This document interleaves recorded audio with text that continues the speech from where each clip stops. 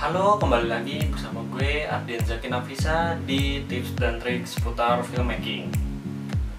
Oke, kali ini gue bakal bagiin tips seputar menyusun alur cerita dalam filmmaking ataupun dalam produksi video lainnya. Nah, sebelum itu mari kita intro. AM to the PM, PM to the AM. Eat up your per diem, you just gotta hate them for. If I quit your PM, I still rock Mercedes home. If I quit this season, I still be the greatest. Oke, di sini gue bakal jelasin menyusun alur cerita mulai dari premis sampai menjadi sebuah naskah. Sebelum kalian menyusun sebuah teks menjadi sebuah naskah film, ada 4 alur yang harus kalian lalui. Yang pertama itu adalah premis. Yang kedua ada sinopsis. Lalu yang ketiga ada treatment. Dan yang terakhir ada skrip. Apa itu premis?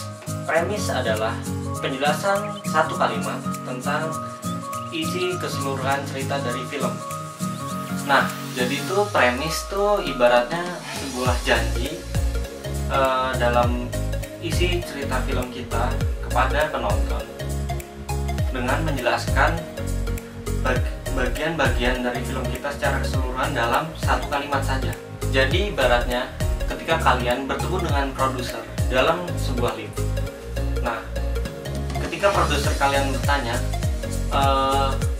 kamu sedang punya skrip apa hari ini? Atau kamu sedang punya cerita apa untuk film kedepannya hari ini? Nah, kamu harus menjelaskan dalam satu kalimat atau pokoknya sesingkat-singkatnya, intinya tetap satu kalimat. Dan kamu harus menjelaskan sebelum kalian berdua turun dari lift. Film Toy Story adalah film yang menceritakan tentang sebuah mainan koboi kesayangan pemiliknya yang merasa terancam dengan kedatangan mainan astronot baru. Nah, kurang lebih premis seperti itu. Hanya satu kalimat yang menjelaskan secara detail tentang keseluruhan dari isi cerita.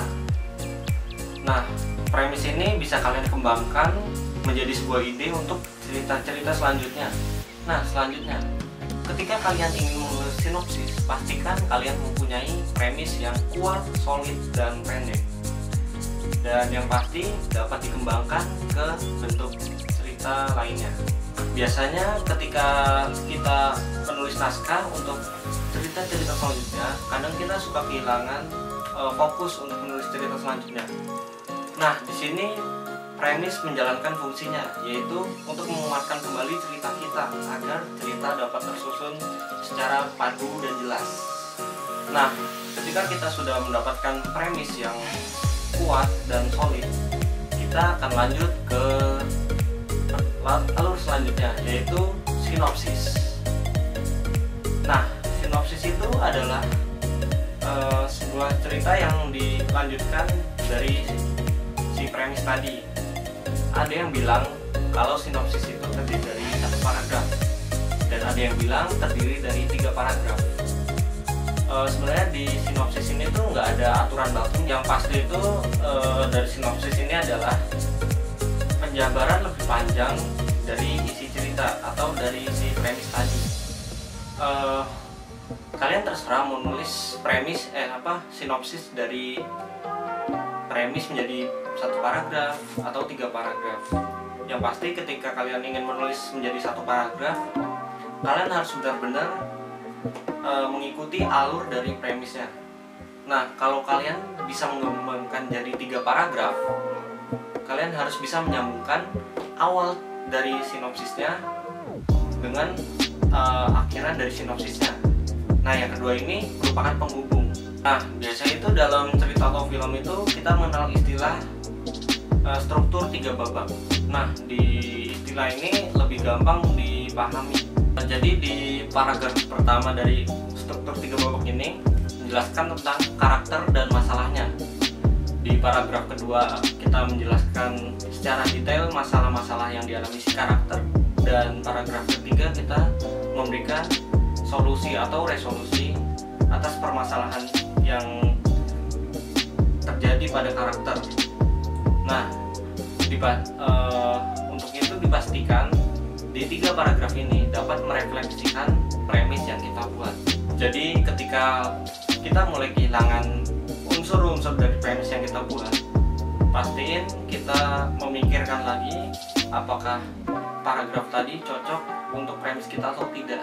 Jika tidak, maka kita harus mengulangi di bagian mananya, entah itu di bagian paragraf 2 atau paragraf 3 atau malah di paragraf awal. Karena kita tidak boleh melenceng dari premis cerita. Sekali melenceng, maka cerita kita akan berubah. Jadi treatment itu adalah karangan bebas atau prosa yang menjelaskan isi dari film kita. Jadi pastiin treatment kalian ini harus sejalan dengan premis yang kalian buat. Ya karena kalau nggak sejalan dengan premis tuh intinya ya bakalan beda ceritanya. Dan juga sebelum lanjut ke tahap selanjutnya, saya ingatkan lagi untuk memperhatikan semua keseluruhan dari premis, sinopsis, dan treatment. Akhirnya sampai juga pada pembahasan terakhir kita, yaitu tentang skrip. Skrip itu kurang lebih penjabaran dari treatment tadi. Skrip ini berbentuk naskah yang standar yang biasa ada di production house.